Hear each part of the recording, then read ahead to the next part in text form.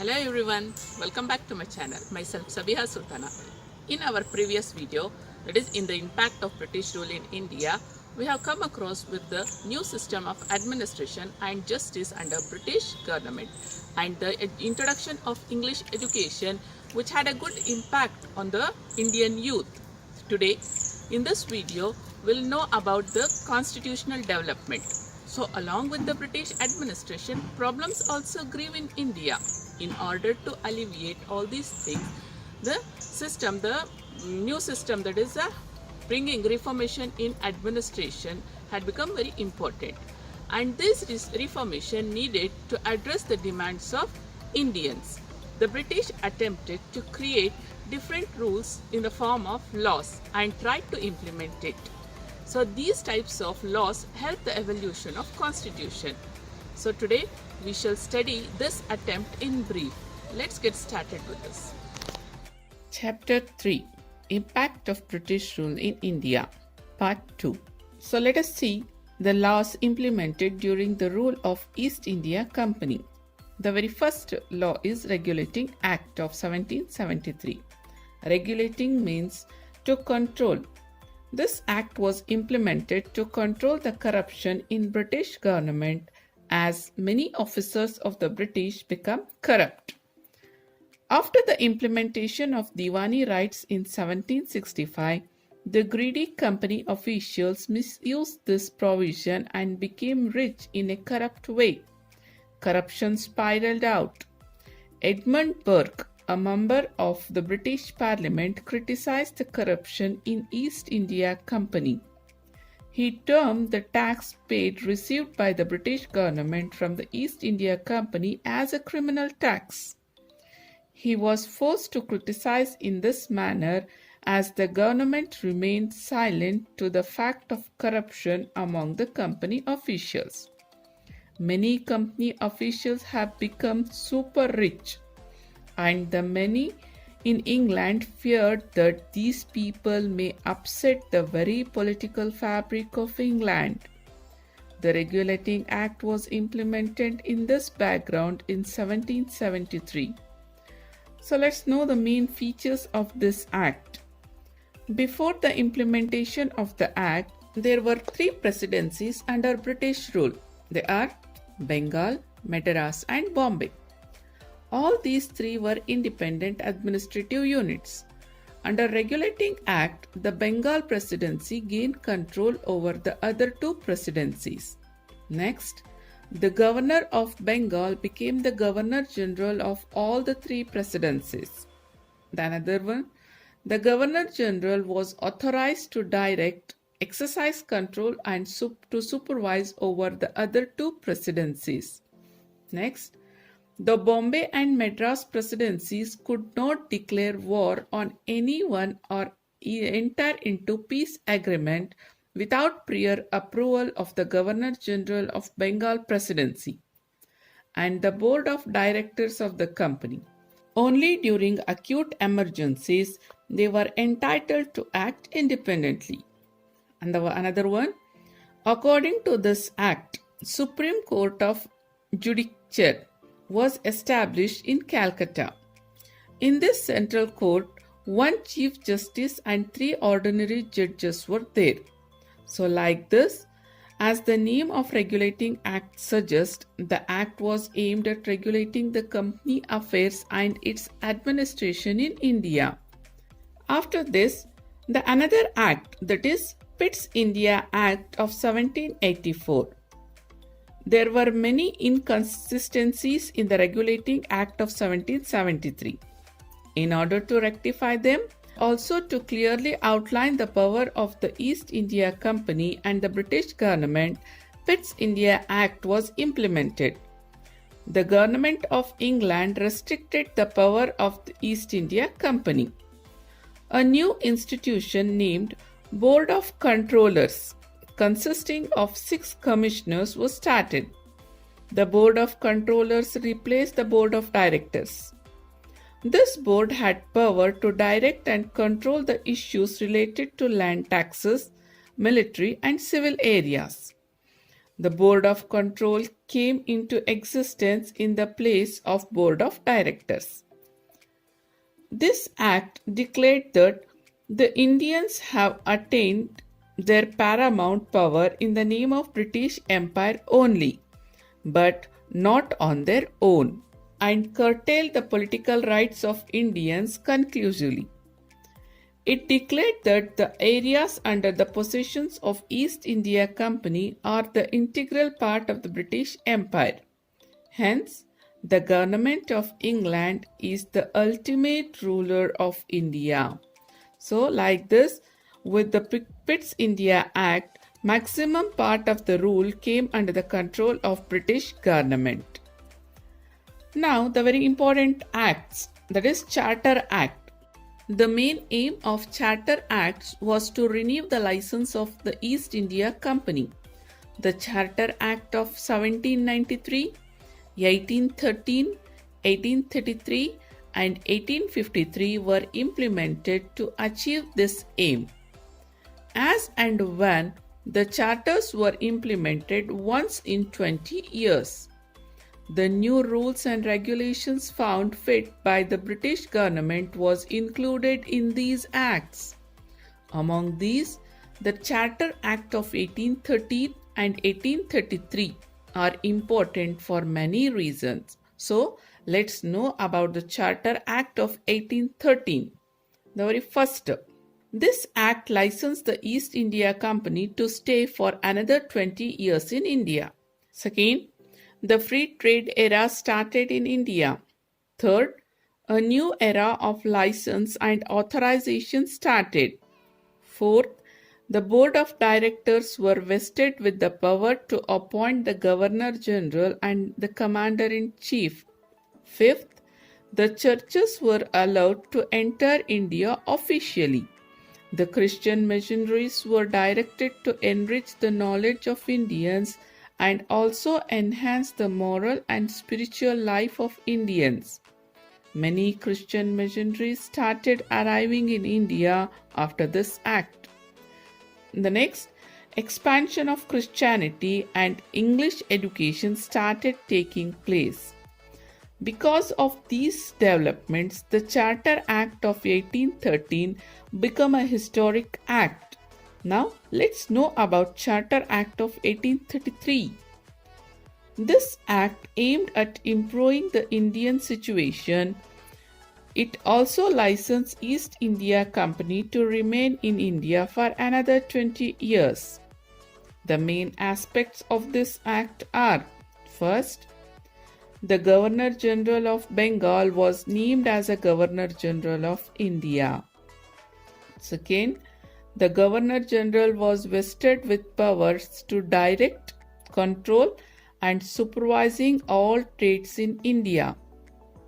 Third, the central government of Bengal had the final rights to decide on issues like war, peace and diplomatic relationship with the princely states of India. Fourth, the Governor General was mandated to put his difference of opinion with executing committee members in writing whenever he differed with the majority opinion. Fifth, the act barred any discrimination based on religion, birth and skin color. Sixth, the Governor General was mandated to appoint a law professional as member to his executive committee. Seventh, all British companies were allowed to have trade relationship in India. The Charter Act of 1833 throws more light on the internal situation of India and also the various political developments present in England during 1830s. With these two acts, many laws were implemented and Indians gained much importance. So let's know about the other acts. British Government Acts from 1858 to 1947. The Sepoy Mutiny took place due to misadministration of East India Company and anti-Indian acts in 1857. As a result, The administration of India was handed over to the British Queen from the East India Company. During this period, Indian Government Act of 1858, 1861, 1892, 1909 and 1919 and 1935 were implemented. Due to various political developments during different periods makes these acts historically very important. Very first is the Indian Government Act of 1858. This act needs to be understood in the backdrop of civil and military unrest that took place in 1857.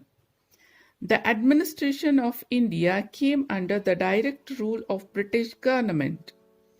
The Queen of England, Victoria, announced that all-round development of India would be ensured by the British government on November 1st, 1858. Here, there are the followings are the important features of this act.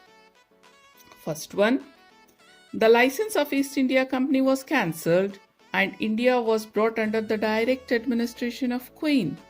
Second, the post of Governor General was changed into Viceroy. Lord Canning became the first Viceroy of India. Third, the new post called Secretary of State for India was created in the British government. The Secretary was part of British Cabinet and was responsible for the administration of India. Fourth, a Council of India was created in order to assist the Secretary in the administration. The council had 15 members. So these are the important things took place in the Government Act of 1858. Now let's move towards the Indian Council Act of 1861. This is an important act that came into effect after the 1857. With this act, Indians were allowed to participate in the process of creating laws. In order to understand this aspiration of Indians, representation were given to Indians. So this is called as policy of assertion. Here are the important features of this act. First, Indians were nominated to Council of Viceroy as non-official members. Another one, Viceroy was authorized to proclaim ordinance in case of emergency. Ordinance means a government document. So this was all about the Indian Council Act of 1861. Now we'll learn about Indian Council Act of 1892. This act is the continuation of Indian Council Act of 1861. This Act of 1892 further extended the participation of Indians in the legislative bodies. The critical view expressed by the Congress organization towards the British administration led to this expansion of Indian representation in the governments. Here are the following important features of this Act. First, the number of additional members in the regional and central legislative bodies was increased. Second, the Legislative Council authority was increased further by allowing discussions on the budget-related issues. Third, provisions were made to question the government on public issues by serving 6 days notice in advance. So this was all about the Indian Council Act of 1892, which provided a much more importance. Now, let's know about the Indian Council Act of 1909. So this act is also called as a Minto-Morley Reformation Act. During the formulation and implementation of this act, Lord Minto was Viceroy of India and Lord Morley was the Secretary of State for India. This act was used to divide and rule India. So the following are the important features of this act. First one, the total number of Central Legislative Council members was increased to 60 from 16. Second, The number of regional council members was also increased. Third, representation of the regional council was allowed through elections for the first time. Fourth, in order to provide separate representation for Muslims, separate electorate college was created. So these are the features of Act of 1909. Let's move towards the Indian Council Act of 1919. Since Indians took active part in the First World War, Lord Montagu, who was the Secretary of State for India, argued in favor of providing more representation to India in the matter of administration. He was in the favor of allowing people's participation in the formation of government gradually. Lord Chelmsford, who was the Viceroy then, declared various reformative measures to the British Parliament on 20th August 1917. The Indian Council Act of 1919 was formulated by accepting this report. So this act is also called as Montagu-Chelmsford's Reformation Act. So the important features of this act. First, act formulated bicameral legislative body like lower house and upper house were formed. Second, diarchy was allowed at regional governments. Third, an High Commissioner was appointed for India. Fourth, promise to improve local self-government. Fifth, provincial budgets was separated from central budget. Sixth, separate electoral college was extended for Muslims. Sixth, Anglo-Indians and Europeans. So this was all about the Indian Council Act of 1919. Let's see about the Indian Government Act of 1935. This act acted as a base for the formation of Indian Constitution. The report submitted in 1928 under the leadership of Motilal Nehru was instrumental in the formation of the Act.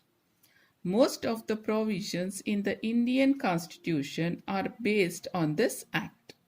This Act allowed the formation of fully responsible government by Indians. This Act was applicable both to the Indian principalities and also to the British India regions.